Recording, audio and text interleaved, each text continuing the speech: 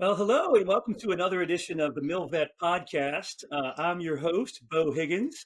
For those that don't know about the MilVet, we provide services for transitioning veterans or veterans in general looking to get into private equity and venture capital roles primarily. But we also like to tell stories about veterans, non-veterans, interesting stories about transitioning, just get some good content out there. And with that in mind, I have the honor and privilege to bring on the MilVet podcast today, Tom Gordon, a friend of mine for many years. And I'll let you introduce yourself, Tom, kind of what you're doing now before we get into your background. But Tom, great to have you here today. Hey, Bo, excited for the conversation. Great seeing you again, my friend. Yes, so I'm the commandant at the Citadel right now.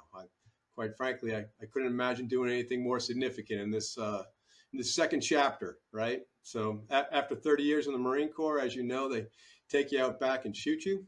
So heaven just looks an awful lot like Charleston in the Citadel. For my wife and as I said, I couldn't imagine doing anything more significant in the second chapter. I'm having a blast. I love it. I love it. Obviously, making an impact on the young minds out there of the military, and I can't wait to dig into it some more to figure it out and talk about how you got from where you started to where you are now. But to do that, let's go back to the beginning, man. Would love to kind of understand, what was your motivation for joining the Marine Corps originally, and how'd you do it? What was it all about? And was that something you had planned on for a long time, or just kind of happened? Everybody's story is a little different. It was when I was a kid. I think probably around junior high school, I decided I really wanted to join the Marine Corps. For me, it was to be, not necessarily to do at that point. I think that's just where I was in my maturity level. I really wanted to see if I had what it took to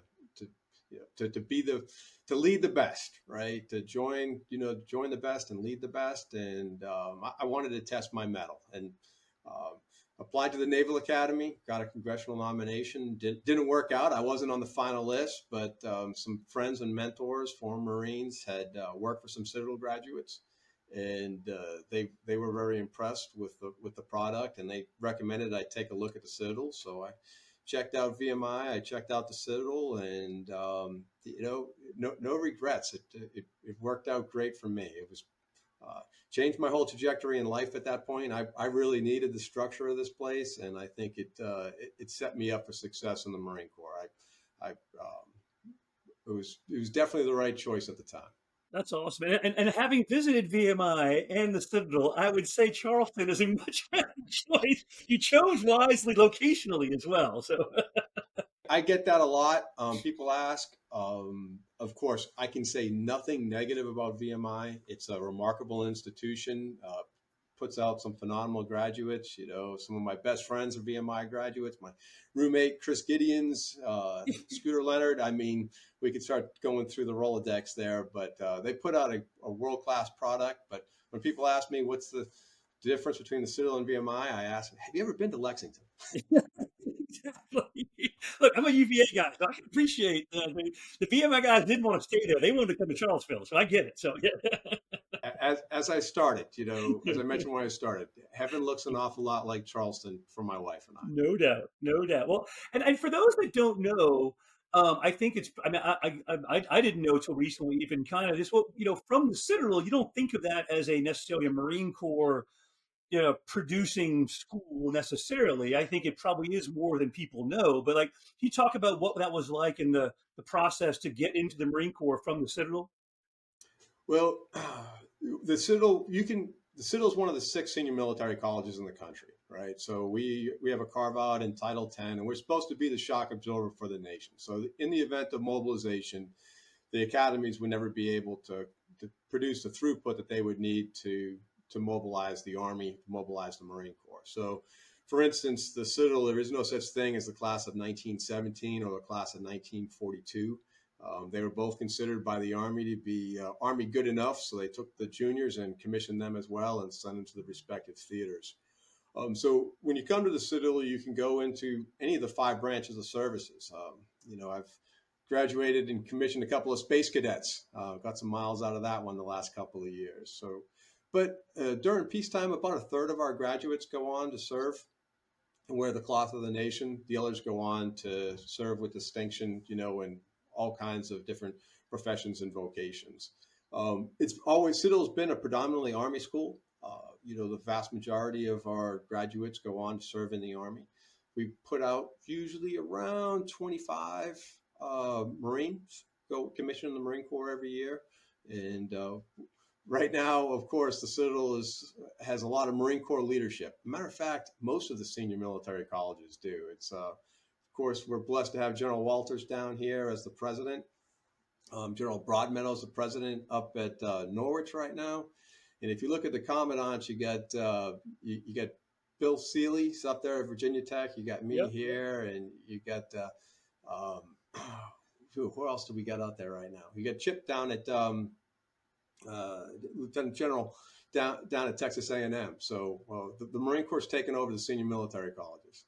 I love it, man. I just talked to Bill Seeley last week, Rocket. So I know he's jumping knee deep into VodTech, and I know Bill McCullough's up there. Yeah, I'm sorry, and of course Billy McCullough is my counterpart, my battle buddy up there in Norwich as the commandant as well. Yep. So Mafia, Marine Corps strong, baby, taking over higher education. The Marine Corps is known for higher education, right? We should. That's it, and I've surrounded myself with some remarkable Marines here too. So the Command Sergeant Majors.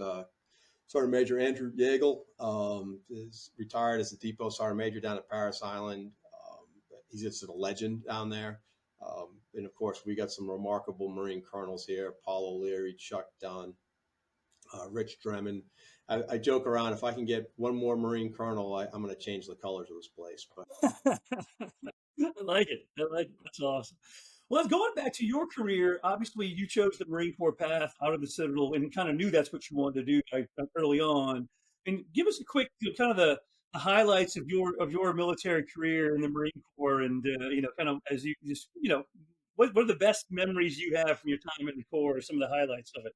Well, so I knew I wanted to be a Marine, but again, I wasn't planning on making it a career. I wanted to do 3 years in the Marine Corps, and then my plan was to be an FBI agent. So I picked tanks coming out of TBS. The quality spread worked out for me. So I grabbed a tank slot. I figured that would be a lot of fun, and it did not disappoint. So spent all my time in the Marine Corps as an operator.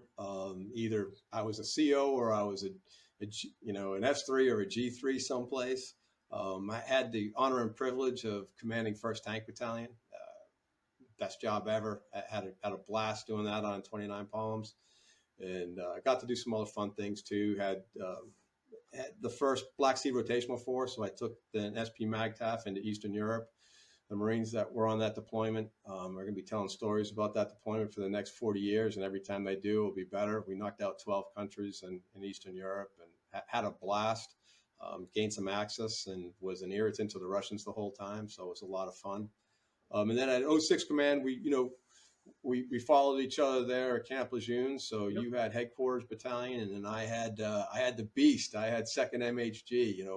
4,500 Marines and sailors there at Camp Lejeune. So that was a lot of fun as a colonel command. Had some incredible battalion commanders. Just the last one there, Dave Hyman just got picked up for general officer, so couldn't be any more proud of Dave. And Marine Corps made the right choice there. He's going to do exceptionally well, as a general officer. And then, staff assignments, as I said, spent pretty much all operations with like one notable breakout. I was General Neller's MilSec, his chief there for most of his tenure. So those were some interesting days in the Pentagon. My first and only tour of the Pentagon I was the MilSec. So I would never have survived it if it wasn't for the council of all those colonels around there that kept me out of trouble. Shout out to Chris Tavuchis, Vooch, probably all those guys really helped me out quite a bit. Yeah, that is survive. Pentagon is I avoided it. Well, I was there as a lieutenant. It was even maybe worse. I was at Headquarters of Marine Corps and doing time back and forth between the Pentagon, and I knew I never wanted to go back. And fortunately, was able to dodge that one. But it's a necessary evil sometimes to go back through there. But I thought I had avoided that too. I was actually on the Council on Foreign Relations. I had 1 year up in New York City. Incredible opportunity. post '06 command, and General Neller came up there, and when the commandant asks you, there's really only one answer to that question. Sadly, yes. Couldn't have stayed hidden up there for a while longer. You're too good. You see what happens. I Price you had pay great, for success. again, I thought I was going to go back. I knew I had to do my time, but Yeah. I had no interest in the Pentagon. Yeah. I hear you. I hear you. Well, Bloom where planted. exactly. Always bloom where you're planted. I say, you think, you like me, I didn't plan on being in the Marine Corps 25 years. I thought I was going to do 4 years, get out, go back, get my MBA, and who knows what. But, the people keep you around, right? The jobs are fine, but the people keep you around for sure, So, I had a very complicated relationship with the Marine Corps. People said, 30 years, you must have loved the Marine Corps. I said, I don't know if I love the Marine Corps. I love Marines. Yes. I love Marines. And, I worked to the last day. So I was the director of the Command and Staff College, and my mandatory retirement date was whatever, the 31st of May. So June 1st, the college was still in session, right? So they didn't graduate, I don't think, till May. It was June 19th is when they graduated. So I showed up to work, of course, on June 1st, and all the students were like, "Sorry, I thought you retired." I'm like, "Well, have you ever seen that professional soccer game, when the time runs up and everyone's still playing? Well, that's me." So I did the retire retain thing for whatever it was, 30 days to get them all across the stage. I couldn't leave them, but I did what they tell you not to do after 30 years. So I actually retired on a Wednesday, and I started this job on a Monday, and that included a PCS move from Quantico, Virginia to Charleston. So that final one. Yeah, so I will ask you then. Your transition, maybe not the best advice personally, but what did you do? How did you find, or how did you find the Citadel, or the Citadel find you? Obviously, it sounded like you were working to the last minute. So, but obviously, you have roots ties to the Citadel, so I assume it's somehow got on your radar, or you got on theirs, or they got on yours. But how did that all go about? Well, no, I appreciate the question, Bo. So just in terms of like how to transition, yeah, don't do what I did, right? So I got some of the best advice that I never took. So the best advice I got was to interview for a whole bunch of jobs, because you want to get some reps and sets in there, and you don't have to necessarily, take the job, but go through the process. Get some reps and sets in there, do an interview. Is if you think about it, the only job interview I really had lasted about 6 weeks in Quantico. You interview for positions in the Marine Corps, and of course, probably the most stressful was when I was interviewing for that fellowship up on the Council on Foreign Relations. That was a pretty intense interview, but it's not the same. So I didn't do that, because they say, get those reps and sets in, because you don't want your dream job to come around and then that's the first interview. And that's what I ended up doing. So it was my first and only interview for a job was for the Citadel position. And there were a lot of people that wanted this job. So I was really blessed to have had the opportunity to come here. I really think some mentors set me up for success. I was coming out of, when General Neller retired, I was flamed out. I was. That MilSec job, anybody who wants to be a general officer just doesn't understand what they ask of general officers, and specifically, the service chiefs. The General Neller's schedule was just, it was a buzzsaw, and he was at it 365, for all 4 years of his commandancy. And, we used to joke, it was Operation Cancel Christmas every year. He and I traveled around the Middle East and made sure we had Christmas morning. And, I think we did Iraq, Afghanistan, and Syria, during his time. And that, of course, followed Operation Cancel Thanksgiving, which preceded Operation Cancel New Year's. And I just shared because it was a grind. But, as a MilSec, of course, you're there for it all. So I was ready to retire, and I was at the 28-year mark when he retired. But I had my eye on the Citadel job. And then the new Commandant, General Berger, and General Neller were kind enough to set the conditions and offered me to go down and be the director of the Command and Staff College for my last 2 years, which was the perfect transition job for me. It allowed me to get that last lap in with the Marine Corps and just try to pay it forward with all the future battalion and squadron commanders of the Joint Force. I love that position, but it also acclimated me to academia.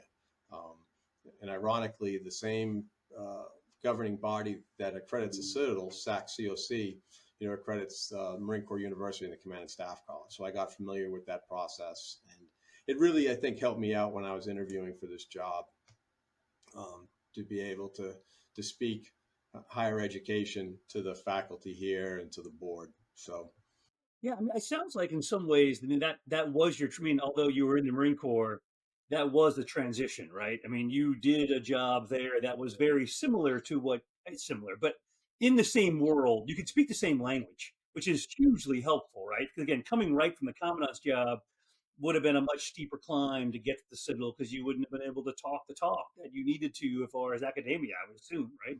well, academia has their own acronyms, right?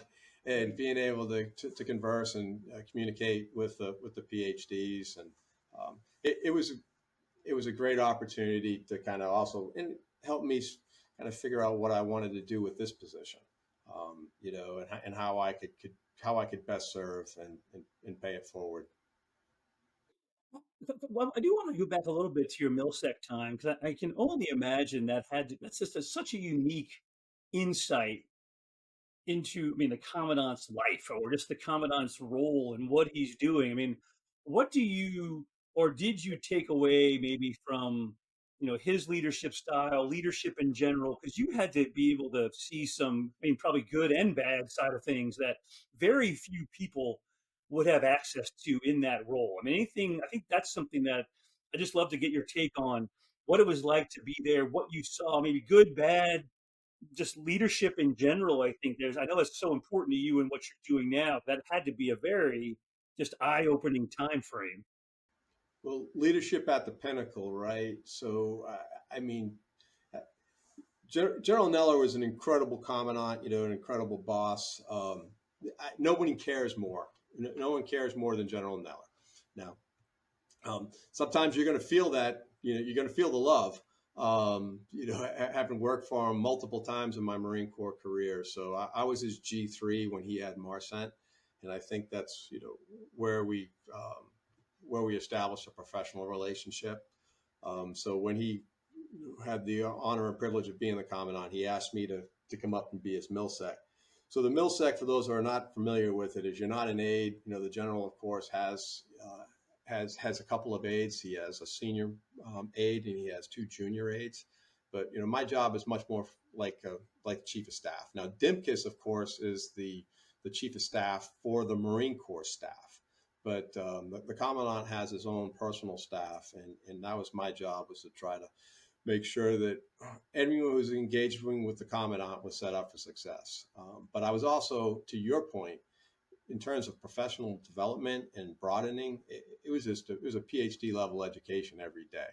So I was always the plus one. So whenever General Neller was meeting with a head of state or chief of defense, I was in the room. Whenever he's meeting with dignitaries or senior military officials, in the Pentagon, I was in the room, and it was a great opportunity just to learn, listen, and I saved my counsel for just between he and I at the end. So I think that was also why General Neller asked me to take that position, was because I think he knew that I would tell him what he needed to hear, um, and not necessarily what he wanted to hear sometimes, but what he needed to hear, and make sure that he was set up so that he can make timely and accurate decisions with the best information possible.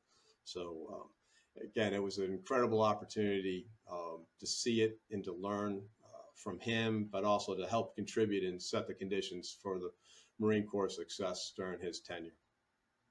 I'm gonna segue a little bit, but for those that don't know, and I didn't bring my copy of your book here somewhere. I know you are an author, a published author about leadership. Really, I mean, that's what the book is. Vignettes about that. I mean, were those things that you had been picking up all through your career and kind of saving for a rainy day, or how did that all come about?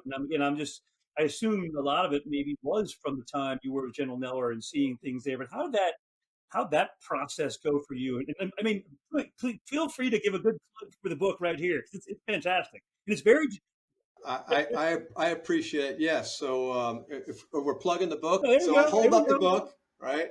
Marine Maxims, turning principles into practice. It's on its fifth reprint right now, so I guess a lot of people are having trouble sleeping. It seems to be doing the trick. But the book actually has jumped outside of the Marine Corps circle, which I'm probably most proud of. It's getting a lot of traction in law enforcement circles right now. I've been asked to come out and speak, around the country to, different organizations, sheriff's departments, FBI.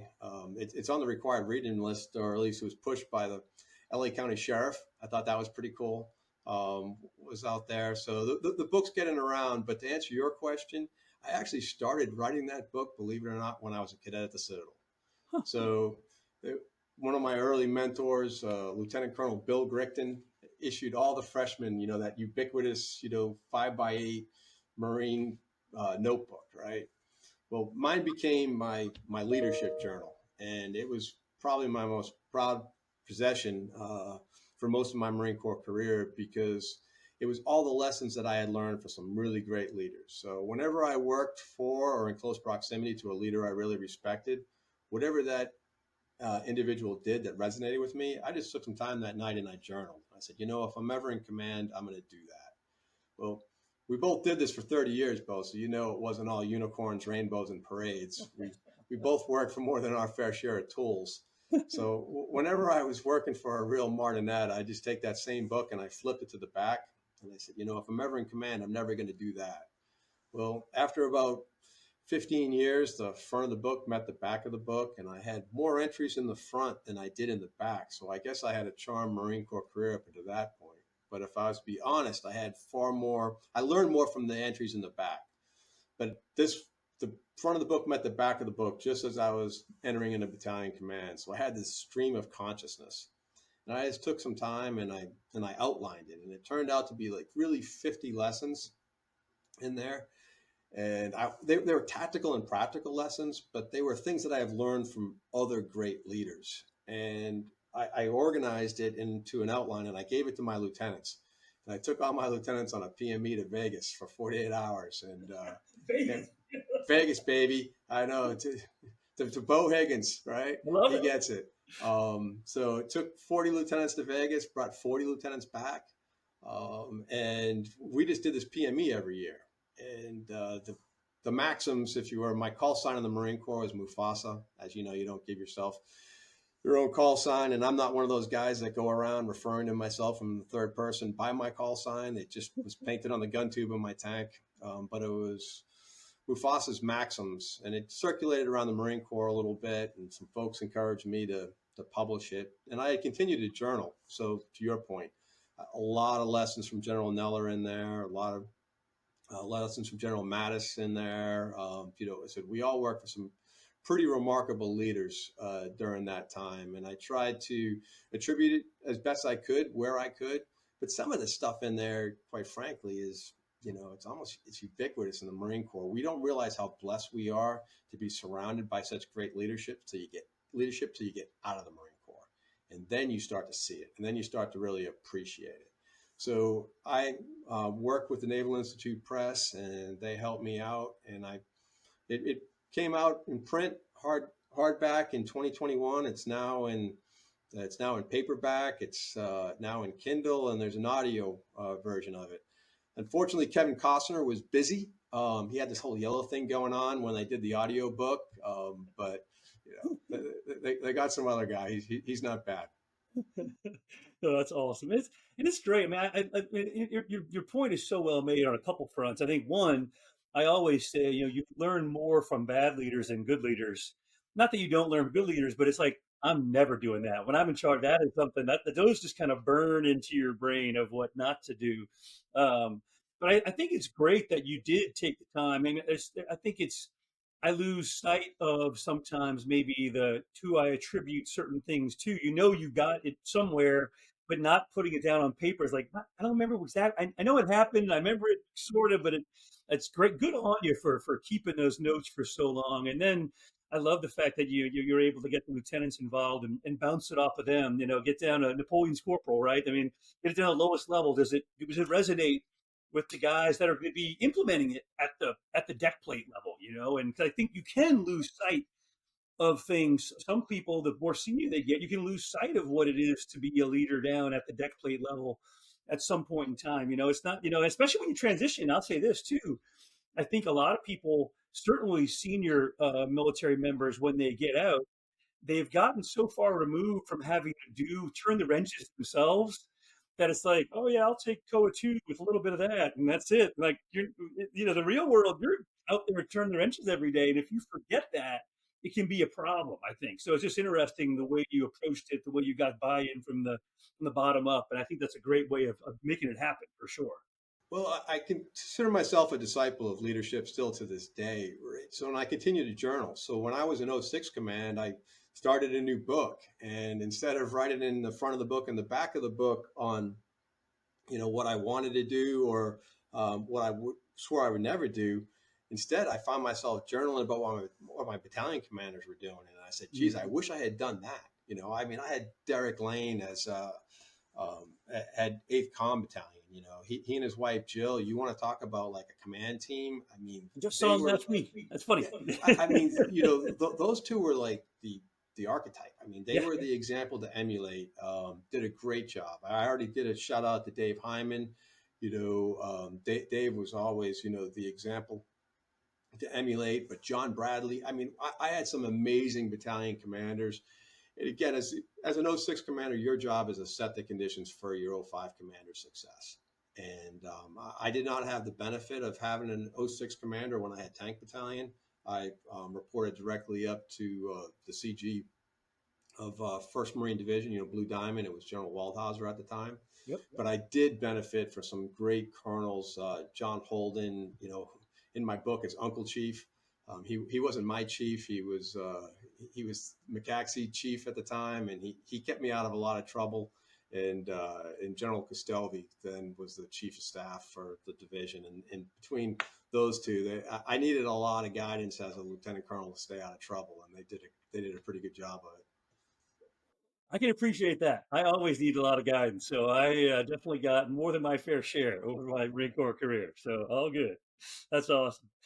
But moving forward, so from the transition from the schoolhouse to the Citadel for you sounds like pretty smooth, just because.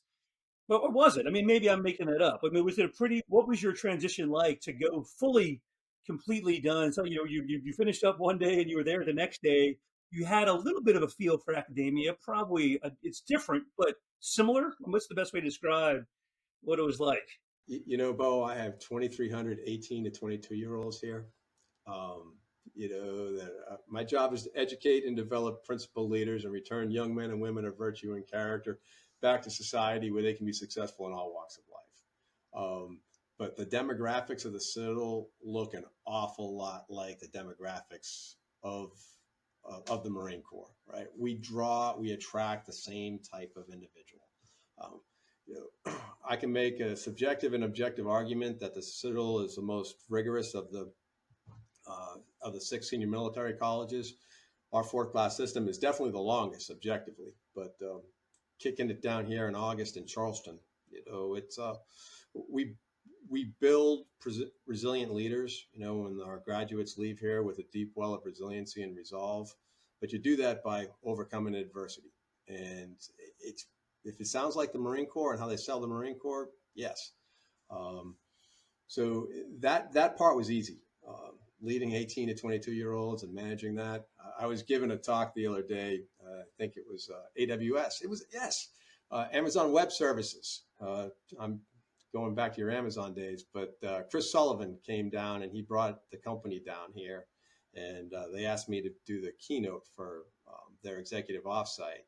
And nobody, with the exception of Chris Sullivan, had any military experience. So his executive VP or whoever she was asked me, she goes, "What does the Commandant do?" And I looked and I smiled at her. I said, "I underwrite the risk of well-intentioned failure." She goes, "Well, what does that mean?" I said, I oversee an organization of 2,300 18 to 22-year-olds trying to self-govern. I deal with failure every day. It's just my job is to keep the bumper rails of life up there to make sure no one gets hurt and none of our failed leadership experiments spill outside the gates. But it's an incredible opportunity to develop, this next generation. And I'm not afraid to let them fail. You know, I want the Corps to lead the Corps here. There's some great books on leadership, but I also got some great books on golf, and they haven't made me a better golfer. The best way to teach leadership is by what we do here. It's allowing them to experience it, right? To actually to jump in the arena, to try to lead their peers, and learn some tough lessons. No, no doubt about it. It's great. I just, I mean, again, I love that you become such a student of leadership, and you're in the crucible of it every day, and watching these guys, these cadets come in as 18-year-olds and leave, 4 years later, and it's just got to be so rewarding to see the change and the impact and just the.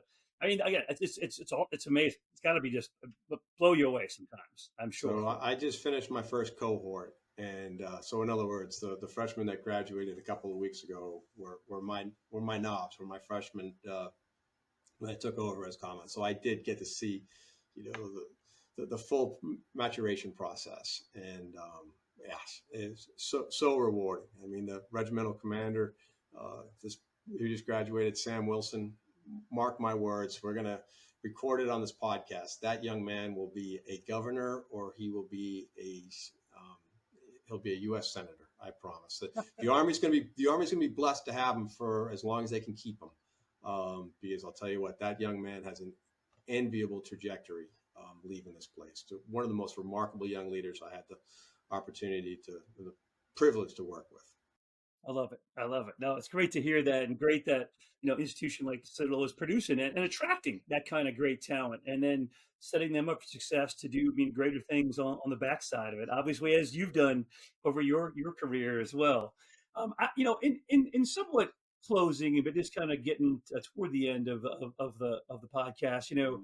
What I guess not necessarily transition lessons would you provide, but maybe life lessons, for folks that are transitioning. Yours was unique and different in the way you did it.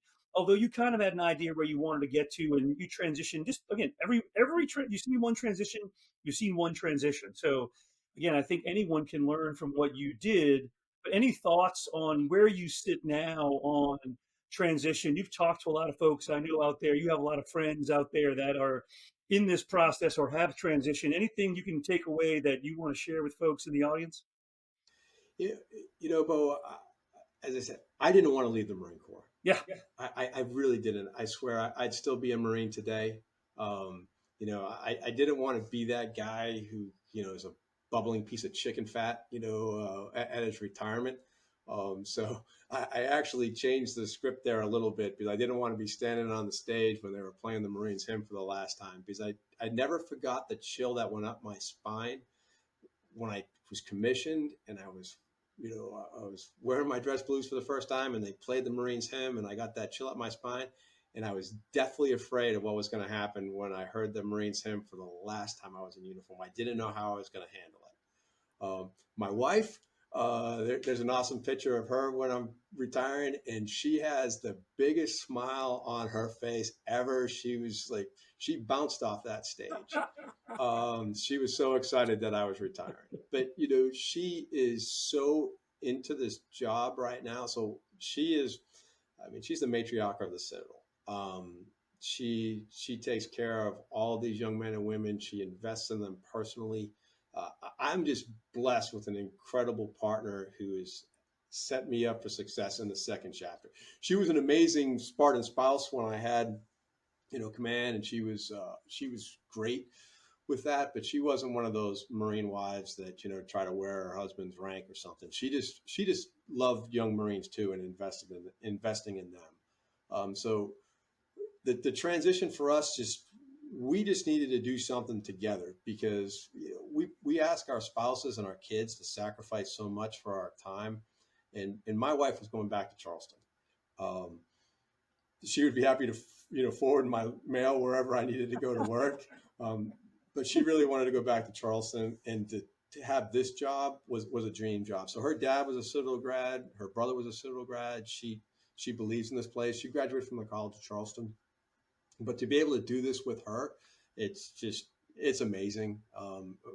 You know, by the time May rolls around, we're ready for the cadets to graduate. We're ready for them to go. But within a couple of weeks, we're already missing them. I can't wait for them to come back and start again. So I think, the we have some very generous retirements in the Marine Corps. So I guess my thing is whatever you're going to do in transition, just find something that you love, and if you can find something that your spouse loves, that's a no brainer. I love leadership. I love kind of coaching and mentoring leaders, and as I mentioned, this is a dream job for me. I mean, there's a shelf life to this job. I mean, I'll do it for as long as I can maintain Marine Corps height and weight standards and get out there and uh, and participate with the cadets. You know, it's not a spectator sport, right? So as long as I can get out there and lead, I'm all right. I did the Murph yesterday Nice. with a dozen recent graduates, so I'm feeling it. Yeah. I'm feeling it today. But You so still do it. The recovery is just harder. I get it, man. exactly, exactly. But as long as I can continue to lead, then I'll do it. But then again, I need to get off the stage while they're still clapping, as General Blackman said, and figure Yep. out there's a 3.0. I don't know what that is yet, but my wife and I will figure that out. I love, the way I'll summarize in some ways, transition is a team sport. I think in the military, it's somewhat of a team sport, but you're going where, I mean, you don't even have a choice as the Marine. You got to go where the Marine Corps dictates that when you do finally have the opportunity to make the decision yourself, having your spouse's buy-in is so critical to success. Because again, they've put up with us for a long time, So, and the Marine Corps, not that we always wanted to go to the place we went to, but it was the needs of the Marine Corps. But I think that is so actually to have a good transition, to have your spouse on board, it is so huge. Because if not, it's just going to lead to problems down the line, right? I mean, I've seen it certainly with that have transitioned and gone different places, and it just makes it even that much harder when you're already in a hard phase, which you're transitioning work wise, to have a personal and a professional challenge. It just adds to it. So I think I love the idea of transition being a team sport is a great takeaway from this podcast for sure. Well, Beau, I really appreciate the opportunity, and so proud to see what you're doing, and you're continuing to pay it forward and mentoring and coaching veterans. Again, plug out to you, man. I brought you down here to talk to our vet students, because as we're talking about veterans, of course, to come to the Citadel, you either can be a cadet, but a lot of people don't realize you can be a vet student, and vets don't have to go through the Corps of Cadets. They get the same degree. They can take the same classes, but they don't shave their head. They don't go through the fourth class system. But there's a great opportunity, and we've been doing that since World War II. So, and you've come down, in your previous life with Amazon and helping out, and so we have some remarkable vet students who also serve as mentors for the Corps of Cadets, because they've been there, they've done that. They're a few years older than the cadets, but they build fast friendships with them, and I could always take some more vet students down here too, to give them that education and then give them back to you, because you do a remarkable job, and through our various positions to make sure that we're paying it forward and taking care of the vets. So thank you both for everything you're doing. No, I appreciate it. I love my student veterans. How many student vets do you have typically a year? Just is it a pretty steady number or? It's a pretty steady number. I think off the top of my head right now, we have 138 Oh, vet a students lot. right now. Yeah, So that's all 4 years. yeah. But I said I'll always love to have some more. And we All also right. bring the Marines down here, so we have a great cohort, a cadre of MECEPs here as well. Nice, nice, love it. Well, hopefully we'll get this podcast out there, get you some more students, student vets, and who knows what. But really, thanks again, Tom, for your time today, for your leadership. Please tell Candace I said hello, and hope to see you down there soon, man. Thanks a lot. Hey, thanks, Bo. Always welcome. Appreciate it.